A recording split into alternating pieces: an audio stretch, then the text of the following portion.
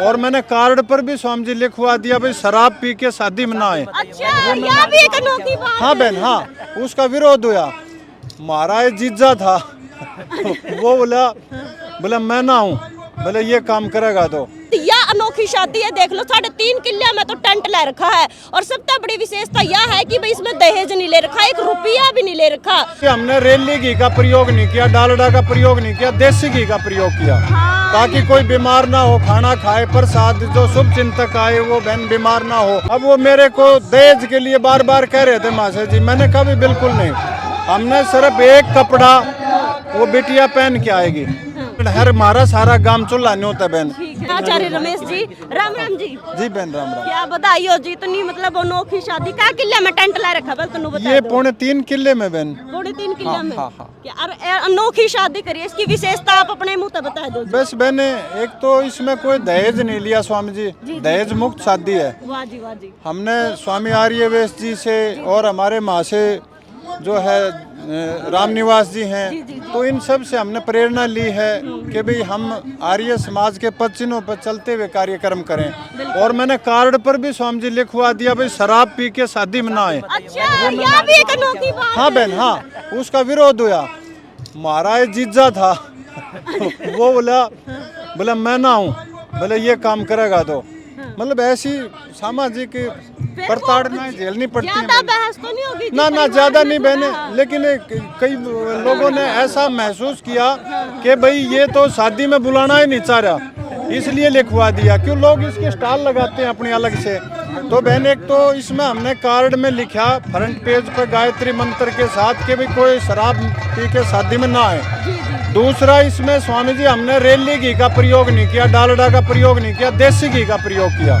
ताकि कोई बीमार ना हो, खाना खाए प्रसाद जो शुभ चिंतक आए वो बहन बीमार ना हो, ये हमारी भावना थी, वो भी किया। और दूसरा बहने जितना भी था, अब वो मेरे को दहेज के लिए बार बार कह रहे थे मासा जी, मैंने कहा भी बिल्कुल नहीं, हमने सिर्फ एक कपड़ा वो बिटिया पहन के आएगी। और इस तरह की साधारण रूप से शादी करी है। आगे वाले ने क्या रखा था जी कि भाई ये नहीं, बहुत उन्होंने प्रेशर डाला। क्या कहा था? उन्होंने कहा भाई ये तो हम क्या मुंह दिखाएंगे समाज में, बोले आप तो नाटके, भाई हम क्या कहेंगे लोगों को।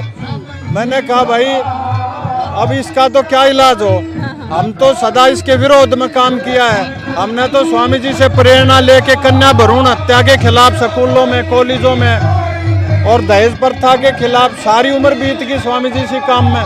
तो भाई ये नहीं होगा, तो उनको बहन गुस्सा भी आया, क्रोध भी आया, लेकिन हम अपने नियमों पे स्वामी जी अड़िग रहे, हम डिगे नहीं। तो ऐसा बहन हमने ये कार्यक्रम किया है सारा का सारा।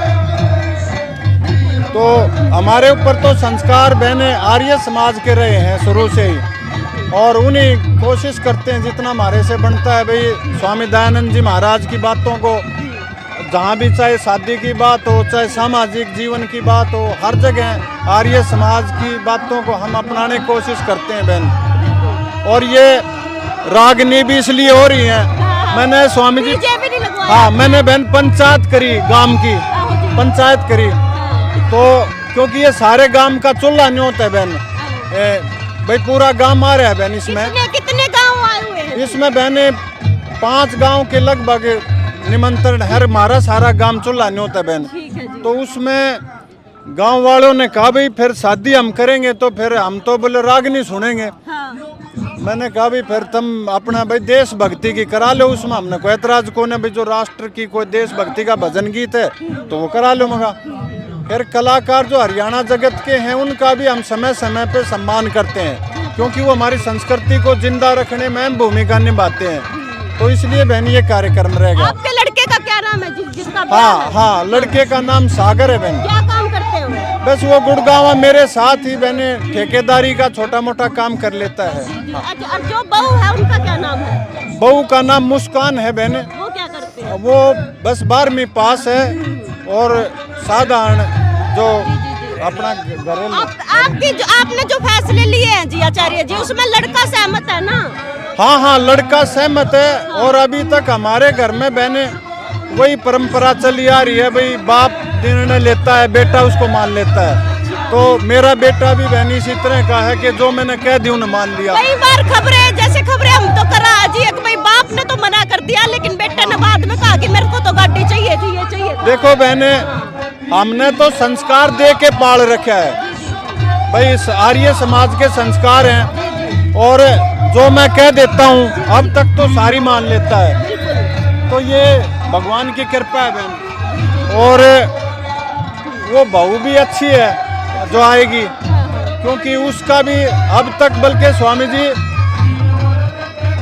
फोन पर भी 1.5-2 महीना स्वामी जी हो गया इस काम को, हाँ रिश्ते हुए को, और 2-2.5 महीने से ना लड़के न लड़की से बात करी है, ना लड़की न लड़के से करी है।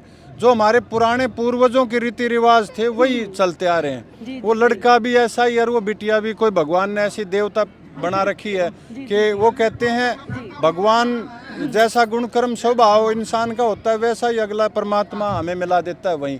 तो ईसा परिवार मिल गया स्वामी जी। जी आचार्य जी, ब्याह में बड़ी बड़ी सेलिब्रिटी कौन कौन आया, थोड़ा बताएं। बस बहने, सबसे बड़ी सेलिब्रिटी तो हमारे सामने स्वामी आर्यवेश जी खड़े हैं। बिल्कुल जी, बिल्कुल। हाँ, क्योंकि ये हमारे आर्य समाज के बड़े सन्यासी हैं वर्तमान समय के, और इन्हीं के मार्गदर्शन में भाई पूरा आर्य समाज, पूरा भारतवर्ष, चाहे अंतर्राष्ट्रीय बात करो चाहे भारतवर्ष की बात करो, स्वामी आर्यवेश जी के नेतृत्व में बहन ये सारा चलता है।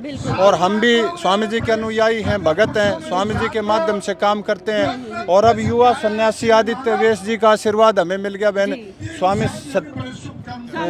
हाँ स्वामी जी हमारे बीच में बैठे हैं, नित्यानंद जी, तो ये सबसे बड़े सेलिब्रिटी हमारे लिए। और बाकी आशीर्वाद देने के लिए हमारी महिला सशक्तिकरण में जिनकी स्वामी जी मुख्य भूमिका है, जो एडीजी हरियाणा राजश्री जी हैं, अभी वो 5-4 मिनट में हमारे बीच में उपस्थित हो जाएंगे। हाँ, और एक बहुत ही धार्मिक अफसर विकास अरोड़ा जी एडीजी, जो अब कमिश्नर गुड़गांव है, वो भी 15 मिनट में आ लेंगे हमारे पास। तो हाँ, जो धार्मिक अफसर हैं उन्हीं को बहन हमने आमंत्रित किया है, जिनका चरित्र भी अच्छा है स्वामी जी, जिनका जीवन भी पवित्र है, उन्हीं लोगों को शादी में बहन आमंत्रित कर रखे और वही लोग आएंगे। बिल्कुल हाँ, बहुत बढ़िया भैया। देख लो, 2 दिन पहले हमने खबर बनाई थी कि थाली में रखे थे 55 लाख रुपए, लेकिन छोरे का बाप ने वे वापस कर दिए। नू क्या कहना है कि जो छोरी तो हमने दी है ना, वो छोरी हमारा खातर सबसे बड़ा दहेज है। और आज 2 दिन के बाद यह अनोखी शादी है। देख लो, 3.5 किले में तो टेंट ले रखा है, और सबसे बड़ी विशेषता यह है कि भाई इसमें दहेज नहीं ले रखा, 1 रुपया भी नहीं ले रखा। और दूसरी यह खासियत है कि भाई डीजे का तो कोई प्रोग्राम में कोई, यानी कि पूरे अपने जो देसी नहीं भजन उपदेशक बुला रखे हैं, और देसी घी का खाना तैयार करवाया गया। इसमें कोई भी मिलावटी घी, जो डालडा या दूसरा बेसन, तो कितने जने आओ, और 5 गांव में का तो पूरा चूल्हा नोंद कर रखा भाई, पूरे आ रखे हैं। बहुत बढ़िया लगा। ताऊ और अपने बड़े बुजुर्ग हैं। हाँ जी, आप क्या कह रहे सरपंच जी? ये कन्या गुरुकुल नरेला अच्छा जी, क्या कहना चाहोगे जी? ये बहुत अच्छी शुरुआत की आचार्य जी ने, सभी भजनोपदेशकों को बुलाया, सन्यासियों को बुलाया है। ऐसी रीति रिवाज होनी चाहिए, शादियों में पूरा आशीर्वाद मिलेगा बच्चों। बिल्कुल भैया, देख लो ताऊ का पिंड लग रहा है इस साइड भाई। राम निवास आ रही है, मेरे पिताजी भी हैं, इन पे और 2 बात कर लेती हूँ मैं। पिताजी राम राम। आपसे क्या कहना चाहोगे अनोखी शादी? बेटा, अनोखापन तो इसमें एक और है कि लोग बुलाते हैं शादी में, शगुन दिया जाता है, बिल्कुल। लेकिन ये आचार्य रमेश जी सैकड़ों विद्वानों का सम्मान कर रहे हैं यहाँ पर। और दूसरी बात यह है कि यहाँ कोई आडंबर नहीं है किसी प्रकार का भी, बिल्कुल सादे ढंग की शादी है, और इसमें खाना पीना देसी है। बहुत ही बढ़िया, जो गांव के लोगों ने, पंचायत ने कहा वही काम जो है इन्होंने किया है। इसी शादी तो मेरे ख्याल से आज लग कोई देखी नहीं होगी पिताजी, है ना? नहीं हुई, ऐसी कहीं नहीं हुई है। हाँ, बिना दहेज की तो बहुत सारी हुई है, लेकिन ऐसे मतलब बिल्कुल देसी तरीका है ना? बिल्कुल बिल्कुल, कोई किसी प्रकार का आडंबर इस शादी में नहीं है बेटा।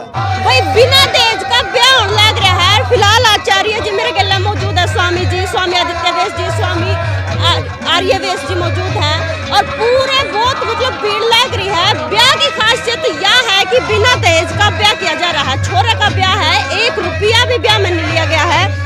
राम राम आचार्य जी। नमस्ते नमस्ते। ठीक हो? हाँ बिल्कुल, बहुत बढ़िया। ब्याह अनोखा ब्याह लग रहा है, अनोखी शादी कह सकते हैं इसने, कि बिना दहेज की। आजकल बहुत अच्छी अच्छी बातें देखने मिल रही है। बिल्कुल बिल्कुल, देखो ऐसा है, वर्तमान समय में जिस तरह का विवाहों का वातावरण बन गया है, तो लेन देन और दहेज जिसमें इतनी बड़ी ज़बरदस्त गिनती से चलती है, बिल्कुल तो ऐसा जब कोई भी प्रोग्राम हो जिसमें कोई दहेज का बिल्कुल 1 रुपया भी एक तरह से कोई दिखावा ना हो और ना कोई लिया दिया जाए, तो वो तो फिर अजीब होता ही होता है। परंतु आज इसकी बहुत ज़रूरत है। पूरे समाज में ऐसे विवाहों से प्रेरणा मिलनी चाहिए जहाँ दहेज ना ली जाती है। दूसरी तरफ मैं देखता हूँ कि जैसे ये प्रोग्राम चल रहा है, आमतौर पे विवाह शादियों में मैंने देखा डीजे बजते हैं, उसमें बहुत बेहूदे गाने और पता नहीं क्या क्या होता है। परंतु यहाँ तो सीधा देशी हरियाणा की तर्जों में, हरियाणा की भाषा में और अच्छे अच्छे भजन गाए जा रहे हैं। आर्य समाज के भजनोपदेशक हैं यहाँ पर, रामनिवास जी बड़े जाने माने भजनोपदेशक हैं। और इसी तरह से ये दूसरे जो गायक हैं, मैं कई देर से सुन रहा हूँ, सबके गीत बहुत अच्छे सुहाने वाले हैं।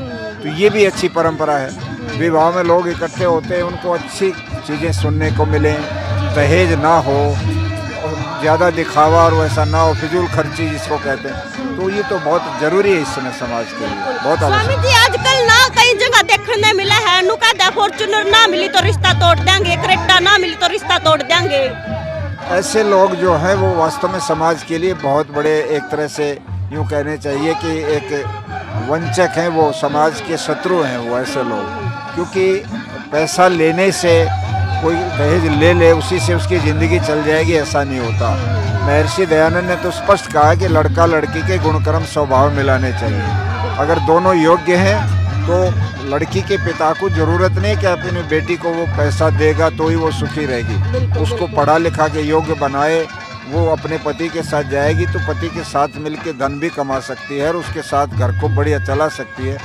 गुण तो देने नहीं और पैसे देने सारे, और लड़के वाले पैसे की भूख करके मांगते हैं। ये तो एक तरह से भूखे भेड़िए मैं कहूँगा इन लोगों को। पूरी तरह से कानून से तो प्रतिबंधित है ये, किंतु समाज में जब तक चेतना नहीं आएगी तब तक ये बुराई नहीं मिटेगी। और ऐसे विवाहों से ही लोग समझ सकते हैं कि हम भी ऐसा क्यों ना करें।